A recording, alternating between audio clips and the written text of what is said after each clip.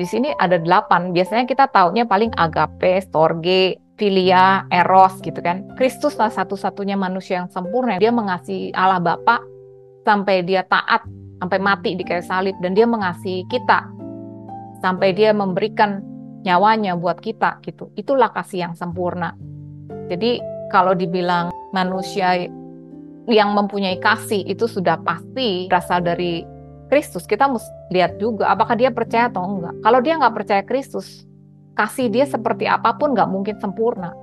Tetapi ketika kita percaya pada Kristus, roh kita tuh sempurna. Bapa melihat kita sempurna. Dan dia menentukan kita dari awal untuk menjadi sempurna seperti anaknya gitu.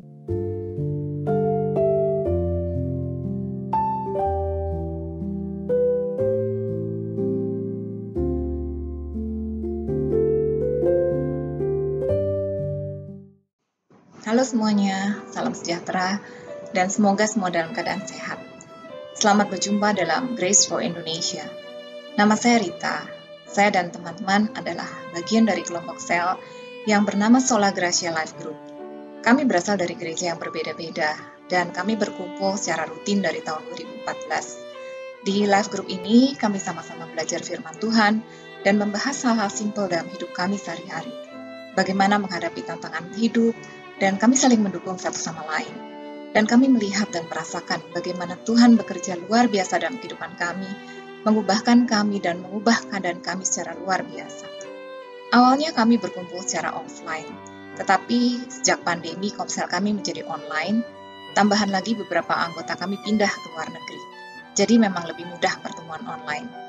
Kemudian timbul ide untuk merekam sesi live group kami dan membagikannya kepada kalian semua, supaya kalian juga bisa mengerti dan mengalami kebaikan-kebaikan Tuhan. Dalam setiap pertemuan live group, kami punya satu topik bahasan, dan setiap topiknya kami bagi menjadi beberapa sesi video. Kalau kalian punya pertanyaan seputar topik yang kami bahas, atau ada topik menarik yang ingin kami bahas dalam pertemuan selanjutnya, ataupun kalian memiliki prayer request untuk didoakan, silakan masukkan dalam komen. Kami berharap apa yang kami sharingkan bisa memberikan semangat dan pengharapan, karena kita punya Tuhan yang luar biasa. Kalau video ini memberkati kalian, tolong di like, subscribe, dan di share, supaya menjadi berkat juga buat banyak orang. Terima kasih, Tuhan Yesus memberkati.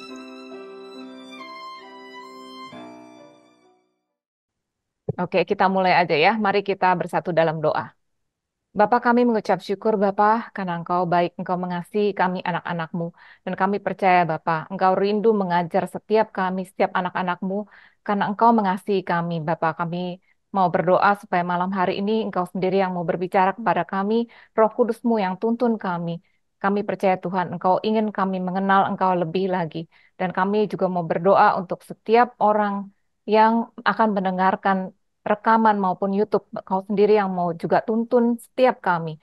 Kau pelihara kami, Kau jaga kami, dan Kau sendiri yang mau mengajar kami. Kami mau serahkan hati kami, Roh Kudus Engkau sendiri yang take over. Kami serahkan ke dalam tangan Engkau di dalam nama Tuhan Yesus, Tuhan dan Juru Selamat kami yang hidup. Kami berdoa dan mengucap syukur. Amin. Oke, kita akan bahas topik mengenai bertumbuh dalam Kristus atau growing in Christ ya. Jadi kita kan anak-anak Tuhan, kita perlu bertumbuh di dalam Kristus gitu ya. Kita akan lihat mengapa kita perlu bertumbuh dan bagaimana kita bertumbuh di dalam Kristus. 2 Petrus 3 ayat 17b sampai 19 ini dikatakan, hendaklah kalian berhati-hati. Jangan sampai kalian ikut terseret dalam kesalahan orang yang hidupnya tidak sesuai dengan firman Tuhan, sehingga kalian tidak lagi percaya penuh kepada ajaran benar yang sudah kalian pegang dengan teguh. Hendaklah kalian masing-masing semakin dewasa dan sadar akan kebaikan hati Allah kepadamu, dan juga semakin mengenal penguasa dan penyelamat kita, Kristus Yesus. Hanya dialah yang patut dimuliakan sekarang dan selama-lamanya. Jadi Tuhan mau kita semakin dewasa dan juga mengenal Kristus gitu ya. Nah, kemudian di Lukas 2 ayat 52, di sini dikatakan, dan Yesus semakin bertambah besar dan bertambah hikmatnya dan besarnya dan makin dikasihi oleh Allah dan manusia. Jadi bahkan Yesus itu pada saat dia di bumi, dia kan 100% Allah dan 100% manusia. sebagai manusia dia semakin bertambah besar dan dia bertambah hikmatnya gitu. Jadi hikmatnya itu juga bertambah-tambah dan dia makin dikasihi oleh Allah dan manusia. Di Ibrani 5 ayat 8 sampai 9 dikatakan dan sekalipun ia Kristus adalah anak ya. Di sini katanya adalah huios. Ia telah belajar menjadi taat dari apa yang telah dideritanya dan sesudah ia mencapai kesempurnaannya, ia menjadi pokok keselamatan yang abadi bagi semua orang yang taat kepadanya. Jadi bahkan Kristus itu dia belajar untuk taat gitu ya. Dan sudah dia mencapai kesempurnaan, dia menjadi pokok keselamatan. Nah, kalau Kristus itu belajar, apalagi kita gitu ya. Nah, di sini kita akan lihat anak-anak Bapa. Anak itu dalam bahasa Yunani itu ada beberapa kata gitu ya. Menarik karena bahasa itu seperti disembunyikan ya. Jadi banyak sekali gambaran dan kalau kita mau dapat pewahyuan itu kita mesti lihat detail. Jadi misalnya dalam satu kata bahasa Ibrani itu kita bisa lihat gambarnya seperti apa gitu. Karena huruf dalam bahasa Ibrani itu kan adalah gambar. Terus kita bisa lihat juga misalnya gematria, angkanya angka itu mencerminkan apa gitu ya. Jadi seperti disembunyikan gitu. Tapi kalau kita lihat bahasa Yunani, bahasa ini sangat ekspresif gitu ya. Jadi bahkan dia detail sekali gitu, menunjukkan kalau misalnya anak itu kata yang dipakai itu berbeda gitu. Di bahasa Indonesia mungkin cuma tulisnya anak atau dalam bahasa Inggris sons gitu. Tapi kalau kita lihat ke bahasa aslinya, ke bahasa Yunani itu katanya berbeda-beda gitu. Seperti kalau kita tahu kan kata kasih itu juga kan berbeda-beda. Nah, di sini kata-kata anak itu juga berbeda-beda. Ada yang pertama itu adalah nepios. Nepios itu artinya babies ya, bayi. Yang kedua itu paidion, katanya adalah kids ya, anak gitu ya, anak-anak. Nah, kemudian yang ketiga tuh teknon. Teknon itu lebih seperti teen gitu ya. Kemudian neaniskoi, artinya young adults atau dewasa muda. Kemudian huios atau mature sons dan ini yang dipakai untuk Kristus gitu, huios. Dan kita juga eh, bertumbuh seperti Kristus gitu. Jadi tujuan kita adalah juga seperti Kristus dia mencerminkan kemuliaan dia. Jadi seperti Kristus yang adalah huios, kita juga adalah huios gitu ya. Nah, kita akan lihat penggunaan kata-kata ini di dalam Alkitab. Nah, kita lihat di sini. Di Matius 21 ayat 16 dikatakan, lalu mereka berkata kepadanya, engkau dengar apa yang dikatakan anak-anak ini? Kata Yesus kepada mereka, aku dengar. Belum pernahkah kamu baca dari mulut bayi-bayi, itu nepion ya, dari kata nepios, dan anak-anak yang menyusu, engkau telah menyediakan puji-pujian. Jadi bahkan bayi-bayi itu menyukai puji-pujian gitu ya. Jadi kata yang dipakai adalah bayi-bayi itu bisa menyediakan puji-pujian. Tuhan itu menyediakan puji-pujian melalui mulut bayi-bayi. Kemudian di Matius 11 ayat 25 dikatakan, pada waktu itu berkatalah Yesus, aku bersyukur kepadamu Bapa, Tuhan langit dan bumi, karena semuanya itu engkau sembunyikan bagi orang bijak dan orang pandai, tetapi engkau nyatakan kepada orang kecil atau nepios. Katanya di sini orang kecil itu nepios, baby sebetulnya gitu ya.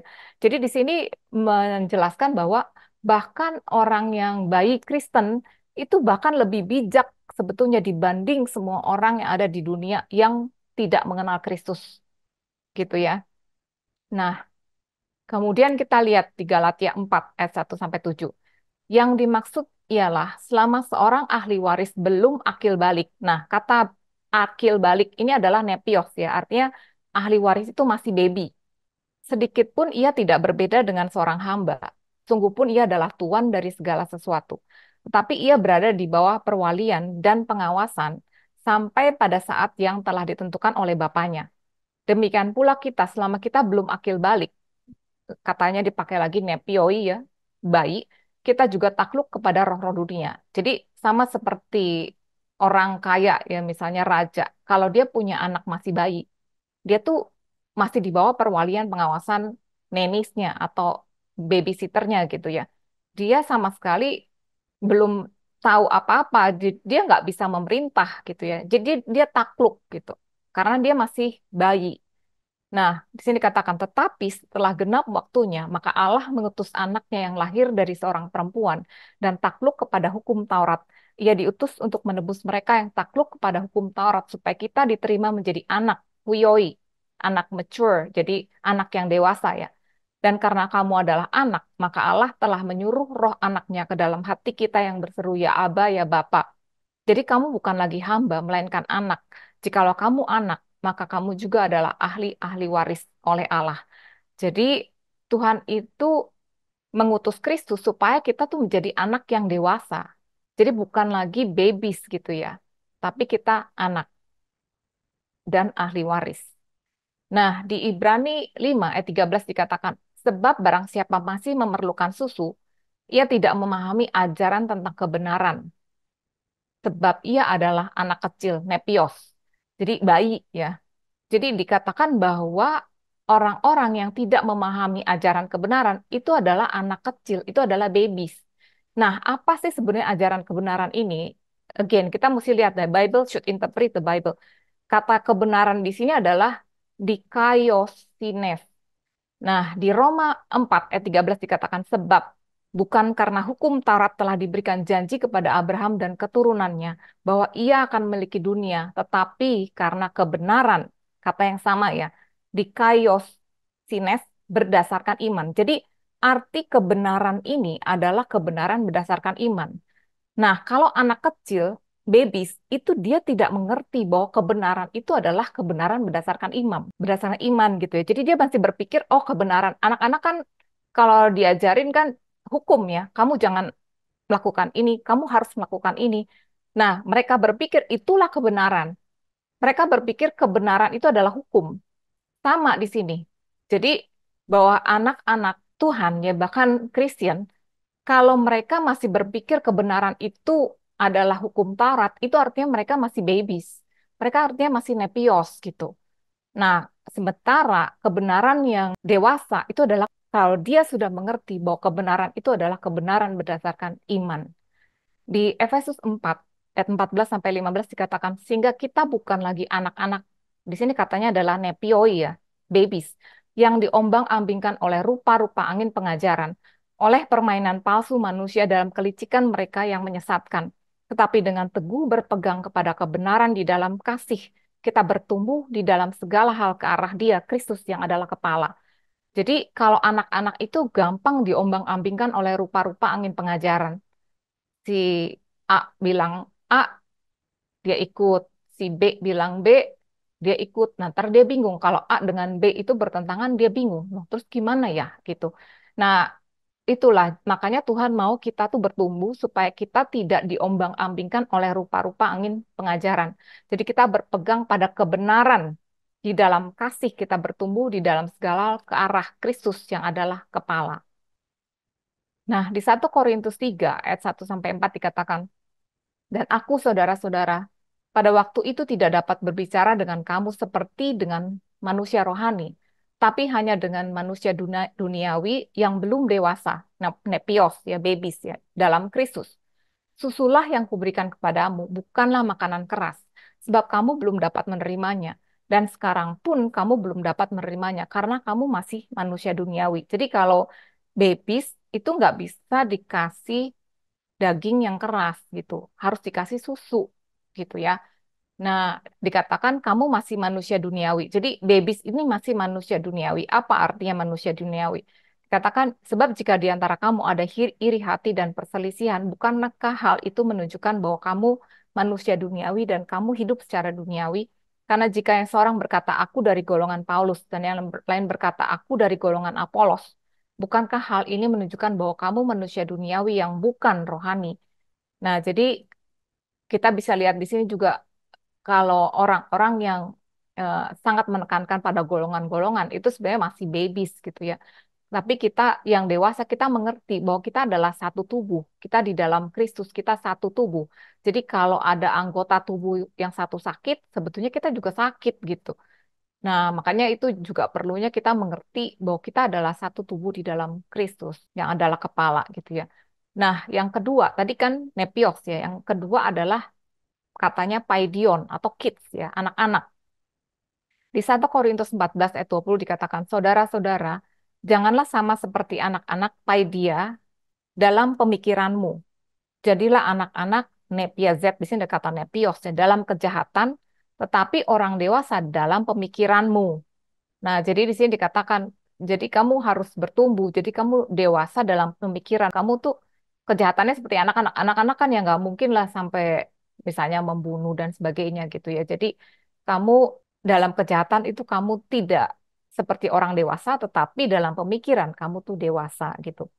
Kemudian di Matius 18 ayat 3 sampai 4 dikatakan, lalu berkata Yesus ya, aku berkata kepadamu, sesungguhnya jika kamu tidak bertobat dan menjadi seperti anak kecil, katanya adalah paidia ya, dari kata paidion, kamu tidak akan masuk ke dalam kerajaan sorga. Sedangkan barang siapa merendahkan diri dan menjadi seperti anak kecil, ini dialah yang terbesar dalam kerajaan sorga. Jadi kalau kita lihat anak-anak itu sebetulnya gampang percaya ya. Dan menurut eh, survei itu sebetulnya anak-anak yang mudah percaya menerima Kristus sebagai Tuhan dan Juru Selamat itu dari mulai umur 5 sampai 13. Jadi disitulah betulnya ya kalau kita mau minister itu paling bagus di umur segitu gitu. Karena mereka gampang percaya, mereka tuh terima gitu. Seperti ini dikatakan bertobat seperti anak kecil, merendahkan diri dan menjadi seperti anak kecil. Katakan dia yang terbesar dalam kerajaan sorga. Di Yohanes 21 ayat 5, di sini dikatakan kata Yesus kepada mereka, hai anak-anak, kata yang dipakai adalah paidia.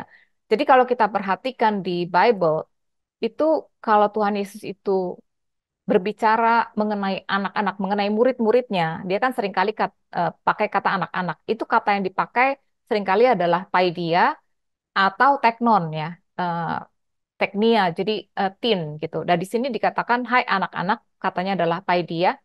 Adakah kamu mempunyai lauk pauk? Jawab mereka tidak ada.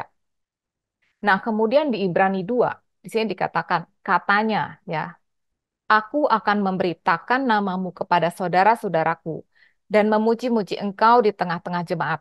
Dan lagi, aku akan menaruh kepercayaan kepadanya.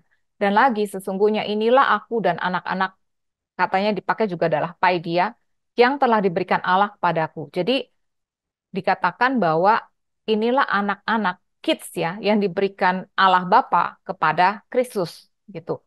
Terus dikatakan sebab sesungguhnya bukan malaikat-malaikat yang ia kasihani, tetapi keturunan Abraham yang ia kasihani. Itulah sebabnya maka dalam segala hal ia harus disamakan dengan saudara-saudaranya supaya ia menjadi imam besar untuk menaruh belas kasihan dan yang setia kepada Allah untuk mendamaikan dosa seluruh bangsa. Jadi sini dia mengatakan bahwa anak-anak yang diberikan itu adalah paidia, kids gitu ya. Kemudian di 1 Yohanes 2 ayat 14b dikatakan, aku menulis kepada kamu, hai orang-orang muda. Katanya orang-orang muda ya dalam bahasa Yunaninya neaniskoi, karena kamu kuat dan firman Allah diam di dalam kamu dan kamu telah mengalahkan yang jahat. Jadi di sini kita bisa lihat pertumbuhannya gitu ya. Jadi kalau sudah dewasa muda, dia tuh kuat di dalam firman Tuhan, jadi firman Allah di dalam dia dan dia mengalahkan yang jahat. Karena dia kuat di dalam firman Tuhan, dia bisa mengalahkan roh-roh jahat gitu. Sementara babies itu dia takluk kepada roh-roh jahat.